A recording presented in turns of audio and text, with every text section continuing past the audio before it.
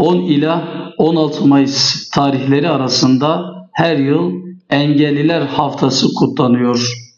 Bu haftada engellilerin sorunları, sıkıntıları, talep ve beklentileri dile getiriliyor. Bizler Hüdapar olarak engellilerin sadece yılın belirli günlerinde değil, bir bütününde hatırlanması gerektiğini düşünüyoruz.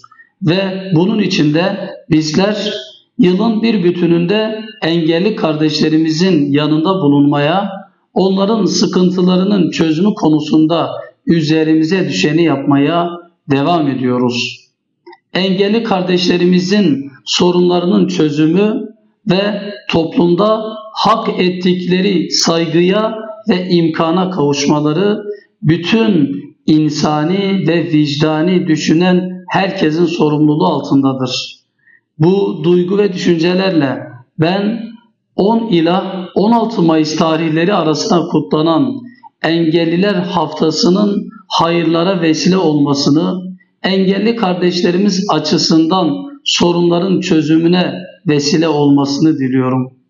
Aynı şekilde hem engelli kardeşlerime hem de onların fedakar ailelerine huzur dolu bir yaşam diliyorum.